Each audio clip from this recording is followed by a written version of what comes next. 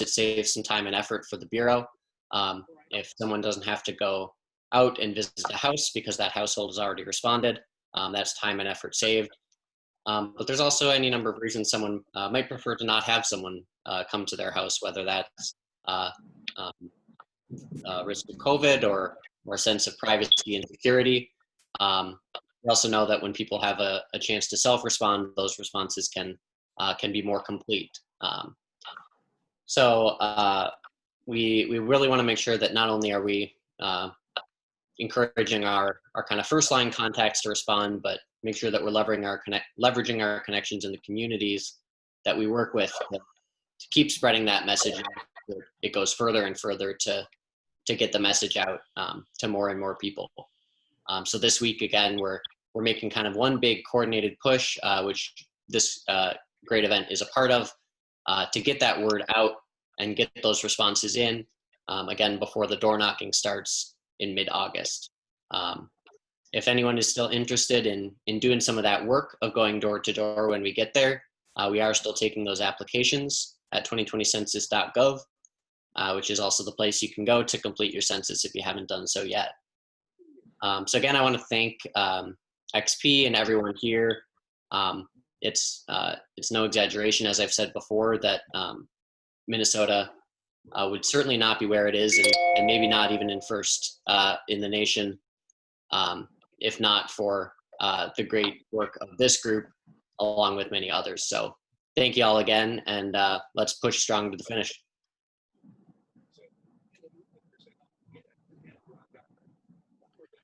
Thank you so much, Sam.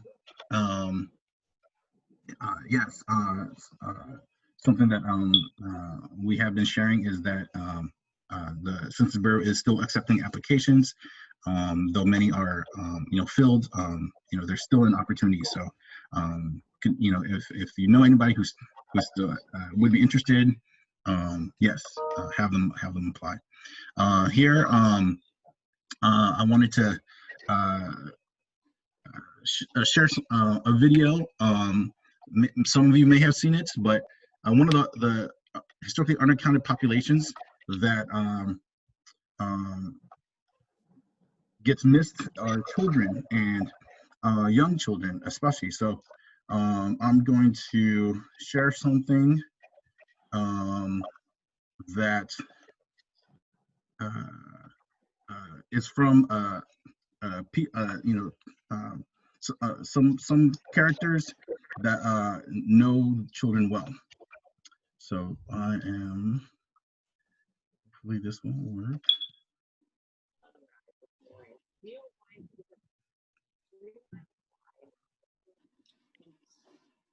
Okay.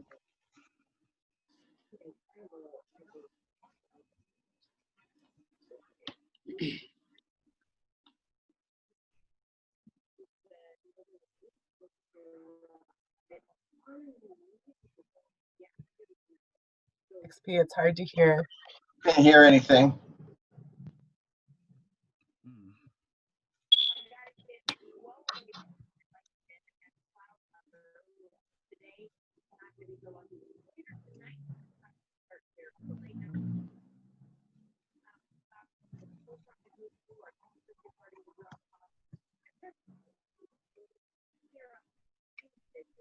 Is that better? Nope. Can't hear anything. XP, if you're using headphones of any kind, that will interfere with those of us on the Zoom from hearing. No headphones. Can you hear Someone me? suggested if you just share the link. XP, okay, because you can stop sharing, and if you reshare and make sure that you click audio computer sharing, it's on the down on the left.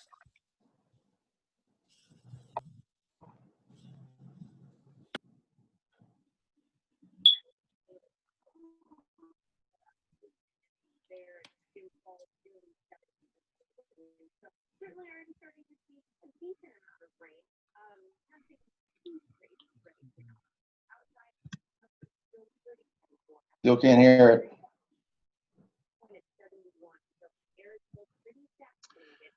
Let us move on, and I will try to I will share the link and try to see if we can correct this moving forward. Okay, thank you for the suggestions. So next on our agenda, want to move to the state of Minnesota's Demographic Center. And with that, let me hand it over to Susan Brower, our state demographer. Susan? Yep. Hi, everyone. I'm a little bit happy I don't have to follow a song, although I was threatening to sing on this call. I'm not going to do it. Sing. I wanted to just kind of reflect on where we have come in the last couple of years and what we have left ahead of us. As Sam mentioned, I'm the state demographer for the state of Minnesota. My name is Susan Brower. For those of you that don't know me, Sam mentioned our response rate is just over 70%. That is fantastic. And I want to offer a congratulations to this group because that response rate does reflect many years of hard work. And we have become a census community during that time. You could see it as we all came online, and we're having the feelings when we saw each other on screen, and that just reflects kind of the journey that we've been on.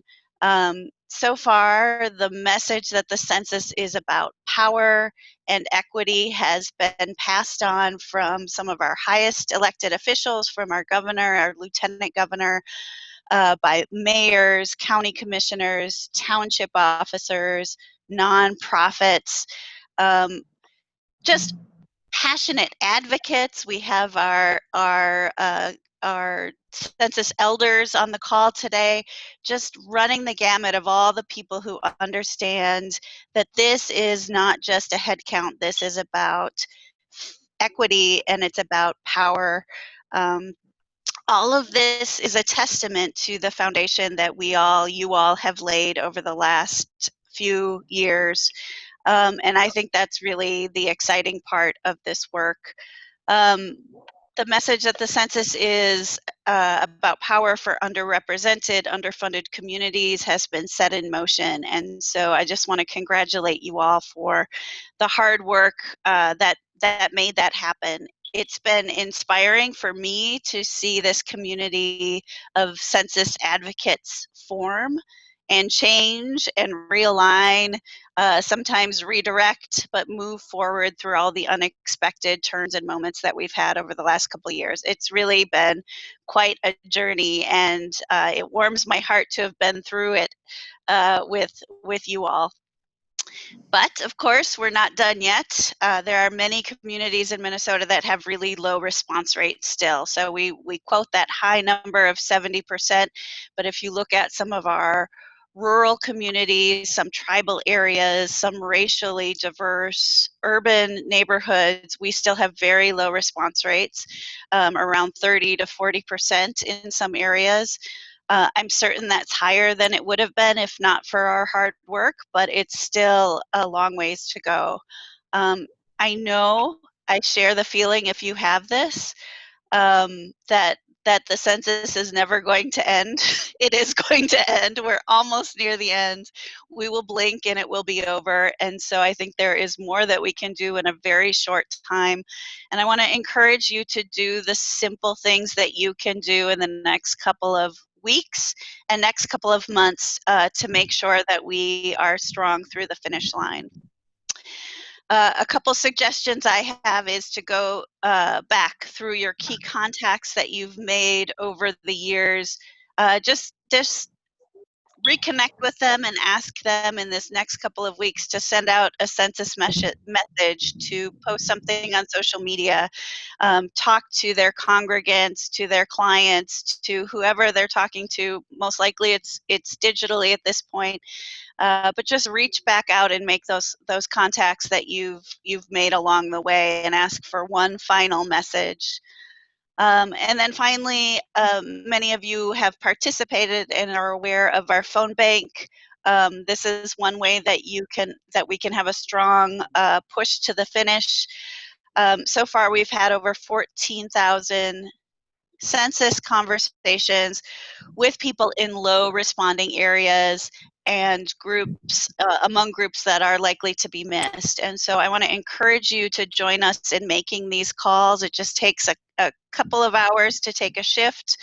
And we just need human beings like you and like who care about a fair, equitable census to be the voice of this for the last few weeks here. I think Andrew was going to put in our chat a link to where you can sign up for this. Boop, thank you, Andrew. But I just wanted to continue to let folks know that this is an easy way to participate in the coming weeks to increase those response rates.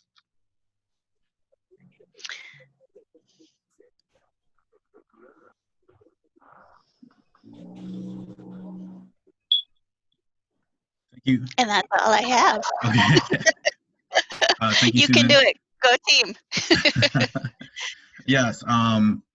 There's been great participation in the Calling Neighbor program through our Hub Dollar. That is, there you go. We need people to join for the 5 to 8 p.m. shifts. A little bit later in the evening, yes, but definitely people will be home, more than likely. So thank you, Susan Brower, for your updates and for your words. Definitely we have become a great census community, and looking forward to what the future holds. From here, let us move to more of a national perspective and voice, and we will start with Marcia Avner, one of our great MCMP consultants. Thanks, everybody. It's really good to see the census community. I'm just going to do a quick introduction of Jocelyn Bissonette. She is working with the National Affinity Group of Funders, the Funders Committee for Civic Participation, and she has been our heroic leader of the Funders Census Initiative. She has been key to a lot of the national work in the philanthropic sector that has supported some of our partners at the national level. So when all of us have heard from Beth and Terry Ann and Gary Bass, she's been working very closely with all of them and really working hard to push those dollars out the door. So I'm just gonna say welcome and thank you for visiting Minnesota, such as you can these days, Jocelyn, and bump it to you. Thank you so much, Marcia. I just want to say that I'm really honored to be part of this discussion. At FCCP, we believe in a society where communities have the power to make a difference on issues that impact their lives, a culture of participation that inspires their engagement, and an open and equitable democracy. And so our hearts continue to be with you in Minnesota as we fight for these ideals in this moment. Census, of course, is a pillar of this work. And as Marcia mentioned, for the last several years, FCI has been mobilizing philanthropy around the census, all with a focus on communities that are historically undercounted. So there's sort of 3 messages that I wanted to share today. The first, as you well know, among all the important work that you've done so far, there's still really important work left to do. The Census Bureau can't get to the finish line by itself. So I don't need to tell you that the census is a building block for our democracy. The data are the statistical backbone of our society, and that we all have a stake in preventing the distortion of political power and federal resources for the next decade. And I'll just say personally that the responsiveness and creativity and resilience and solidarity that you've shown has been really inspiring. But that we still do have really important work left to do. As was already mentioned today, we're seeing uneven response rates across the country, across geography and demographic variances, particularly low response rates from communities of color and tribal nations, and areas without home internet access. And so as our families and colleagues and communities have faced sobering realities over the last few months, the disproportionate impact of the pandemic and related economic crisis, as well as the uprisings against systemic anti-Black racism and white supremacy, have really put the stakes for the census and our democracy into even sharper focus. So the second message that I wanted to share is that we really need Minnesota to continue to be a model for us. As Marcia mentioned, we've seen unprecedented engagement from philanthropy around the census, including $85 million worth of investments in the National Pooled Fund. And by our count, state and local grant making in 42 states, including 19 states with a statewide funder collaborative. And through this work, we've strengthened partnerships across states. We've broken down silos between national and state funders. We've strengthened philanthropy's advocacy muscle through opposing the citizenship question. We've broadened the network of democracy funders, and we've advanced the practice of grant making by testing new models of engagement. And to that last point, in the Minnesota philanthropic community, I especially just wanted to note the Minnesota Council on Foundations and the role it's played as the hub and host of the partnership, and in particular, the leadership of Bob Tracy, Katina Mortensen, XP Lee, and Marcia Avner, and also the support of the Blandin, Gold Bay, Bush, Minneapolis, Northwest Area, Big Night, and Joyce Foundations, among others. You and your grantees and your partners have served as a model to funders across the country, from states like New York, which have strong civic engagement infrastructure and a history of supporting these types of issues. And funders in South Carolina have also looked to Minnesota as a model, as the funders there were creating their very first statewide partnership through the census. And so I really hope that you all feel a really deep sense of pride in knowing that you helped to inform and inspire engagement all across the country. And then just the last message is that our work isn't over in October. We know that the census extension raises questions about capacity, especially as groups will be stretched thin given the overlap with election outreach. And so our message to funders is that we have to continue to remain responsive to the needs of the field in this moment, but also fund in a sustained way that builds the long-term capacity and resiliency of organizations. We also know that the extension raises questions about data quality and accuracy, from the qualifications and safety of the workforce to recall bias to changes in weather. And so we have to all remain vigilant to that and make sure that this is as fair and an accurate census as possible. And in terms of thinking about 2030 planning, you know your communities the best, and so you're best positioned to inform how national funders and practitioners, the Census Bureau, and organizations like mine can better support you in 2030. Following the count, of course, we must leverage the data and the redistricting cycle, as well as the civic infrastructure that we have collectively strengthened together to change structures and ultimately advance a more inclusive and reflective democracy. And it is such a privilege for me to be able to be a very small part of that work in community with you. So thank you so much for your time. And like I said, just really honored to be part of this discussion. Thank you so much, Jocelyn. That was some great insight, and thank you for your work and support at the national level.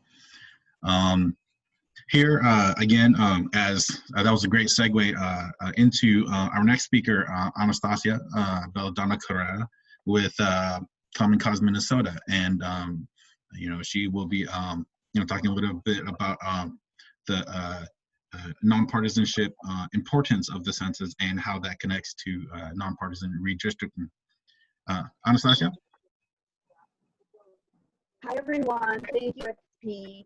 I'm so sorry I can't get off my wonderful picture there, but every time I try to get off, my connection gets unstable and I get bumped off. So for now, I'm just leaving the picture up there. But I just wanted to give a quick shout out to Susan and Jocelyn, because you guys did such an awesome job laying the foundation for my key point for today. And what I am so passionate about when I advocate for the census.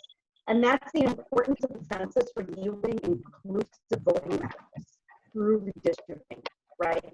So for me, my message has been consistently that a compromised census is a compromised democracy.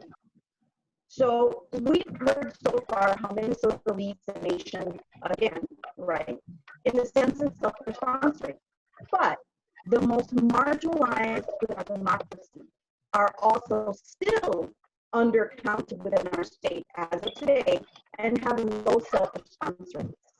So for those of us who are very familiar with how our voting maps are drawn in Minnesota, this is very concerning because ultimately the risk of being further disenfranchised is real. So unless we make it a point to get as many of our BIPOC communities statewide, right, counted, Anastasia? we're going to continue to, I'm sorry? Sorry, you're breaking up a lot. Can you maybe adjust the mic a little bit? Yeah, let me hang on a second for me real quick. I'm sorry.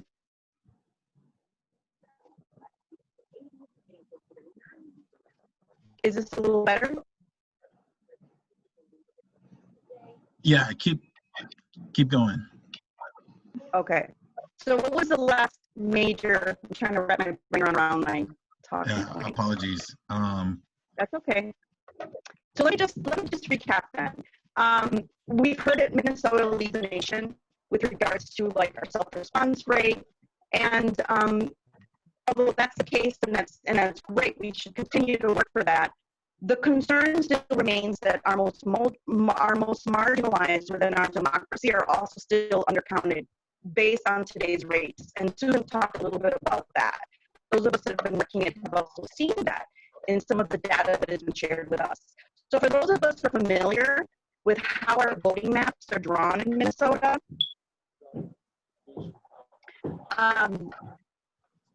unless we make it a point to get as many of our BIPOC communities statewide counted, we're going to have further disenfranchisement of our most vulnerable in Minnesota. So when I say that a compromised census is a compromised democracy, this is what I'm talking about. So when we're not counted, we become invisible within one of the most important processes in our state. And it's important because it cements our voting maps for 10 years. So if we're not seeing movements in areas we care about, like affordable housing or equity and education outcomes, maybe even in the reinvestments of economic development within our BIPOC communities, here's a hint. If we're not counted and our data points are not provided, when candidates run and assess the needs of their district, they're not going to see our information. That's not going to be reflected in what our BIPOC families need within that district. So we become invisible. We become invisible within our state's democracy space, and more importantly, within the arena of public policy. And why do I say more importantly? It's not that the power of the vote doesn't matter. It's that it's within these arenas of public policy making, anywhere from a national level to a local school board district level, right? Or even within the Minneapolis Charter Commission levels, right? For those of us that are familiar with that. Even at those levels, we are invisible. We're invisible because these folks rely on the information that they see within the data to push certain policies, right? To see how communities may be impacted. We're also invisible when legislators in the state of Minnesota, and when I say we, let me be clear, those of us that are not counted tend to more likely than not be communities of color or indigenous peoples. So that means that when policies are being created at a local level, we're not in that spectrum of information they rely on to either vote in favor of it or against it. We're also not represented when politicians sit down to draw, because in Minnesota, the fox does guard the hen, and I'll just say that on that issue. I'm happy to talk about redistricting reform at a later point. But for now, it's the politicians that actually shape our voting maps. So sometimes they do that in a way that either gives themselves an unfair advantage so they can keep that seat, or they give their parties an unfair advantage so the party can keep that seat, even though perhaps the majority of the individuals living in those districts may either belong to a different party or perhaps would like to see a candidate that better represents them. And when I say that, I'm speaking specifically to our historically disenfranchised communities within our democracy space that, again, tend to be individuals of color or individuals of Native descent. So that means that we continue to rely on the benevolence of individuals that may not share our values, that may not have had similar life experiences as we have, or whose definition of quality of life may be different than ours, because we were not seen within the census data that's given to these politicians when they're literally carving out our voting maps. So we are invisible, not just within policy impact decisions, but we're invisible when it comes to our basic foundation of democracy, which is what? Our vote. And how our maps are drawn will either give me an empowered vote or put a muzzle on my vote because it manipulated those maps to keep my voice from counting through my vote. So what are we doing as part of that? Why are we responding to that in the way that Common Cause and the members of our Alliance Democracy Space has worked with us for almost 4 years now to make sure that everyone is counted in Minnesota? It's because, much like Susan and Jocelyn mentioned, there is a great deal of political power, and I don't mean political in regards of colors or banners or parties. I mean political power in regards to the realities of that arena.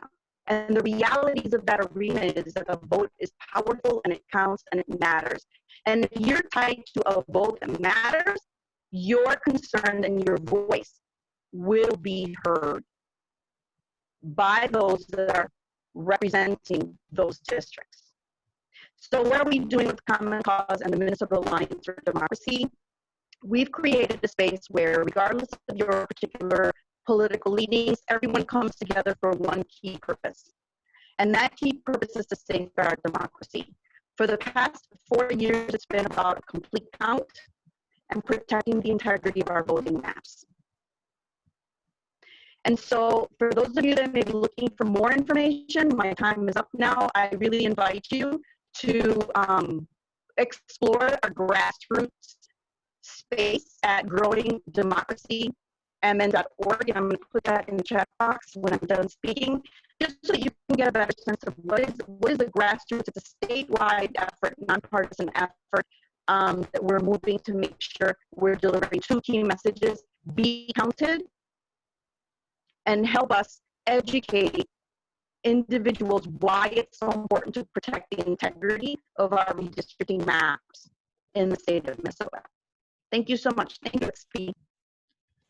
Thank you, Anastasia, so much. That was really great perspective.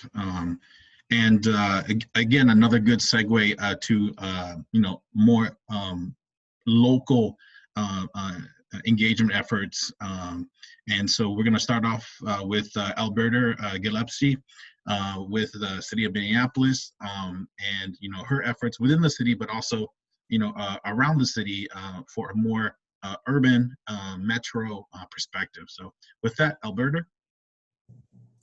Thank you, XP, and thank you for everyone who's here. So I just briefly am going to cover, as XP said, I'm Alberta Gillespie, and I am the Census, the 2020 census person for the city of Minneapolis, which includes the outreach and engagement. And so I just briefly want to just say, we have had some struggles in the last few weeks in Minneapolis, if you haven't been aware or you've lived under a rock somewhere. So I just want to cover that. So, we know how the pandemic has had a serious impact everywhere, but particularly in our communities of color, our undercounted communities in the city of Minneapolis. So that was, of course, just challenging all by itself. But we continue to move forward with the census. Believe it or not, even in the pandemic, the numbers continue to move forward. Then we had the murder of Mr. George Floyd and the social and civil unrest that went along with that. And so, and then the census for us in Minneapolis pretty much came to a halt. It's moving very slowly. And also, for those of you who may not know, for the last month and a half, or even before that, last few months, the violence in the undercounted communities in Minneapolis has just been unbelievable. So we have increased violence where people are literally being shot in the middle of the day. And so a number of folks have actually been murdered, and I think the number is at 150 or something, not murders, but just shootings. And when I say broad daylight, so that's been challenging in terms of community members are really focused on the issue of public safety. And then the other thing, one of our undercounted communities is the Somali community. And so if you do not know, there is an opioid crisis right now in the Somali community in Minneapolis. And so, which is extremely challenging, that communities trying to figure out how they fix that.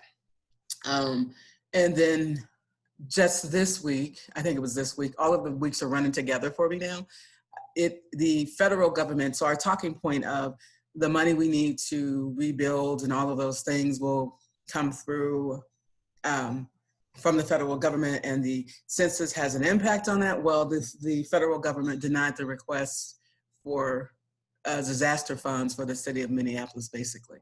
So all of that being said, it's been challenging. So, and I just want to say that because I think, we have, I don't know if we're unique, but certainly we have some real challenges that I don't think we've had in our previous census counts. It's been one after the other, but in spite of that, there is hope because the community continues to move forward. We are, I think, as of yesterday, at 69%.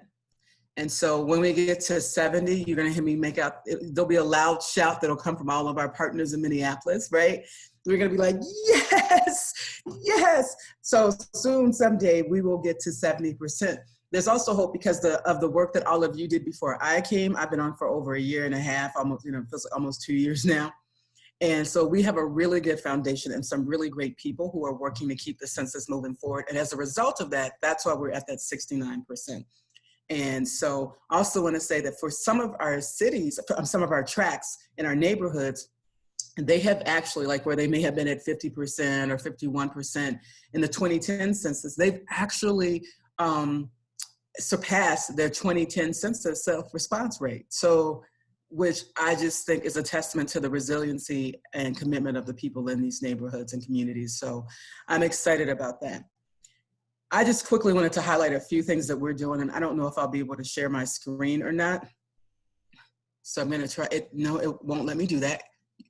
It's been disabled, so I won't be able to share the screen. But so one of the things that we're doing in terms of really trying to drill in and hone in on what's important to people, we've been required to pivot. I told somebody I pivoted so much, I feel like I'm doing it, literally moving in circles. But I've created some documents, and we'll continue specifically to say one of the issues we're having right now, I did mention, was there are a number of encampments that are popping up in the city of Minneapolis. I think last count was up to almost 100 in the parks. I don't know if any of you have heard about these or not.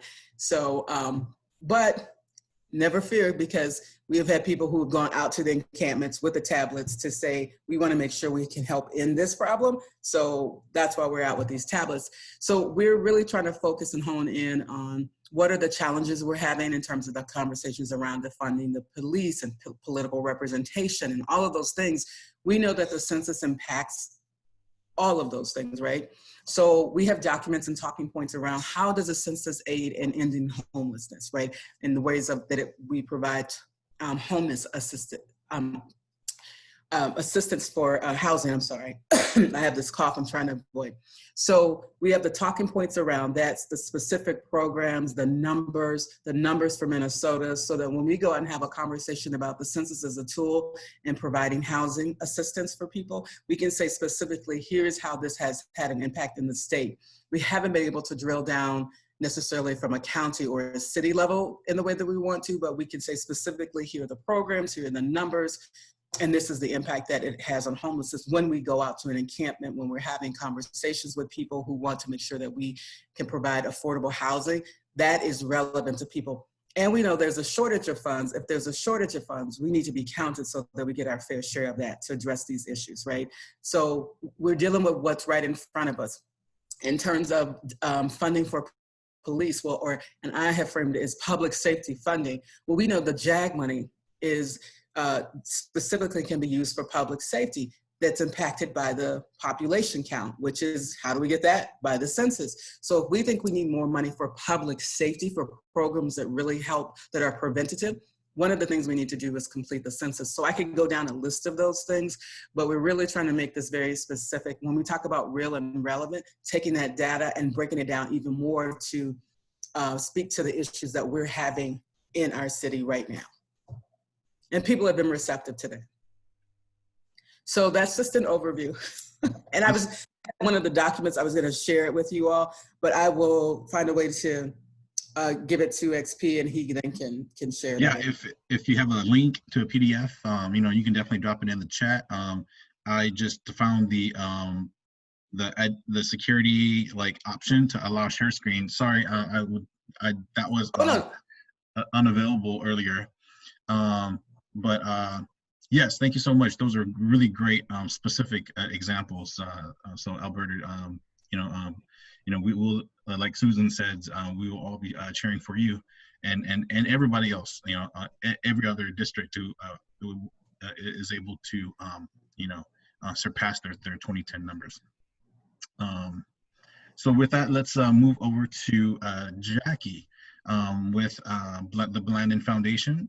Allow her to, she can introduce herself a little bit, but also talk a little bit about the efforts going on in greater and rural Minnesota.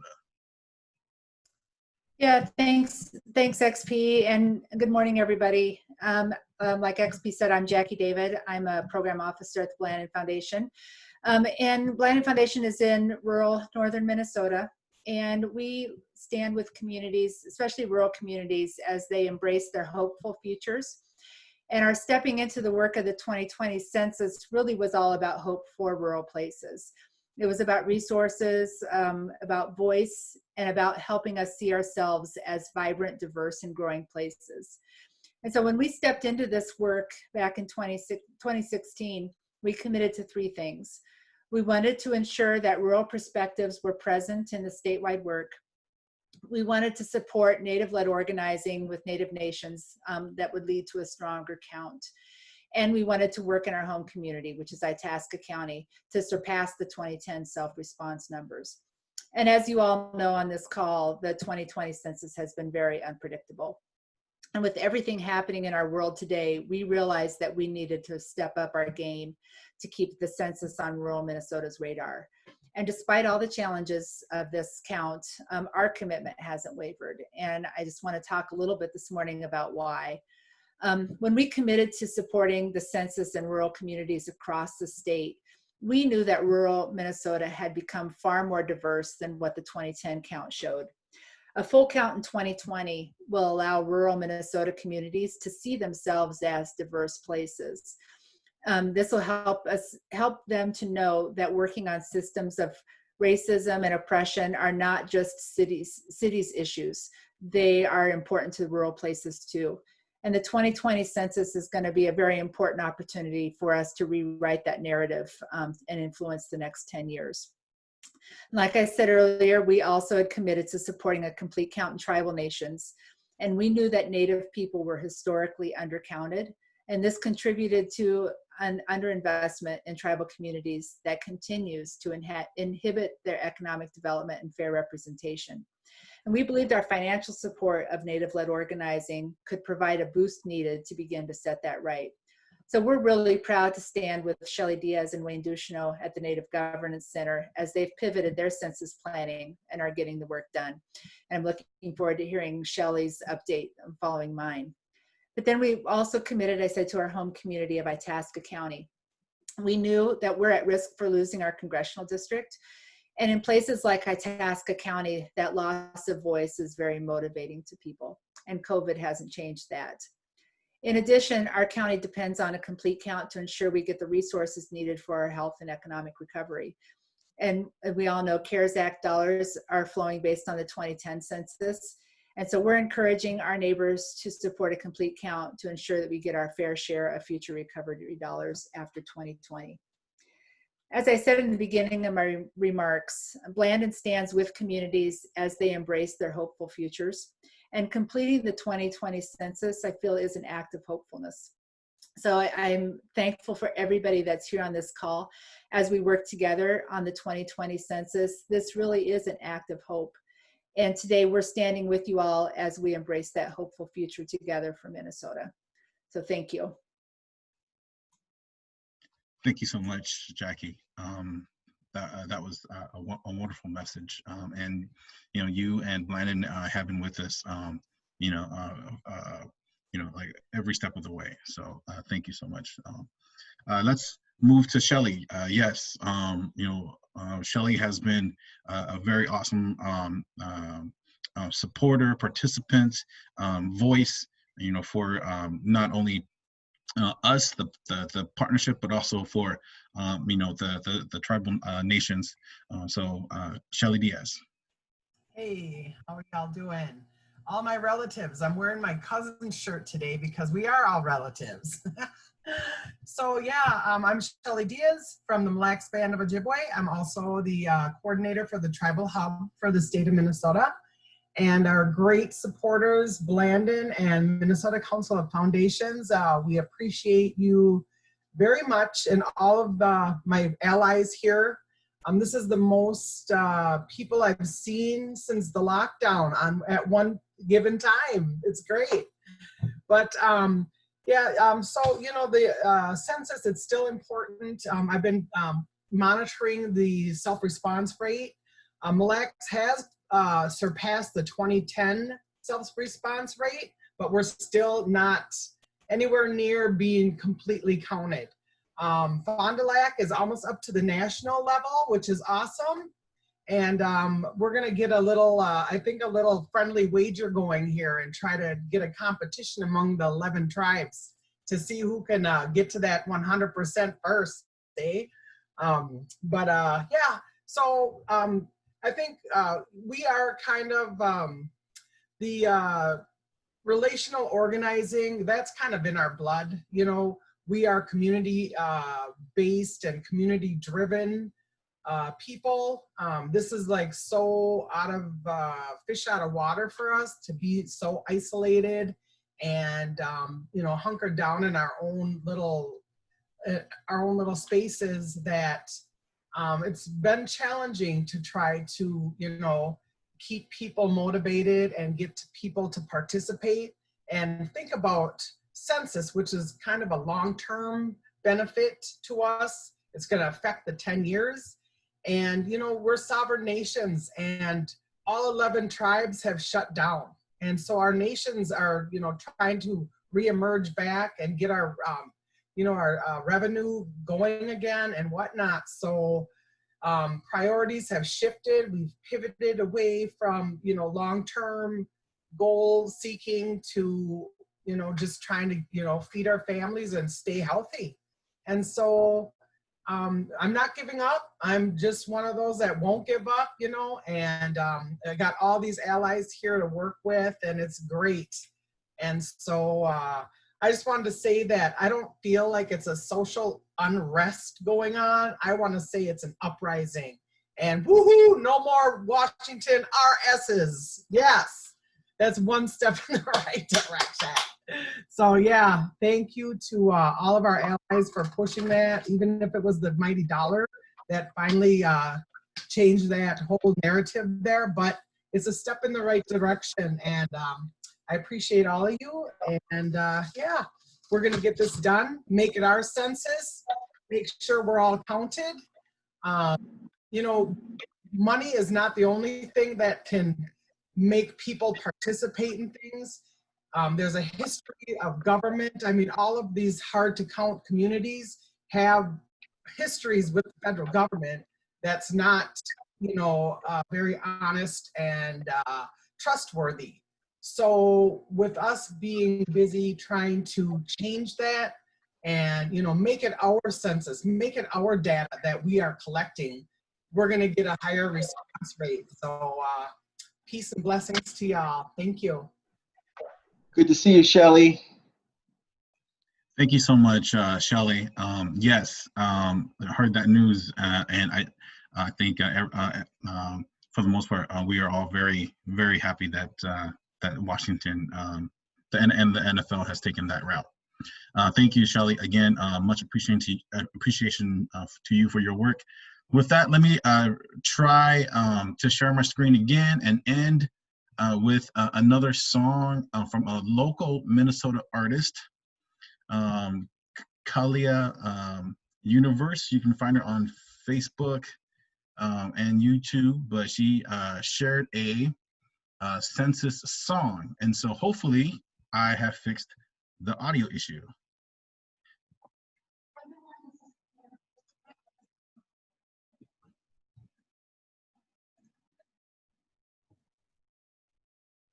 We can't hear it, XP.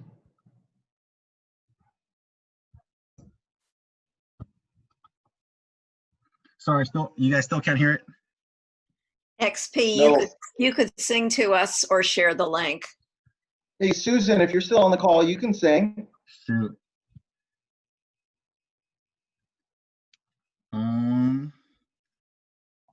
Give me 1 second here. Okay. I have one other option. No, that's not gonna work.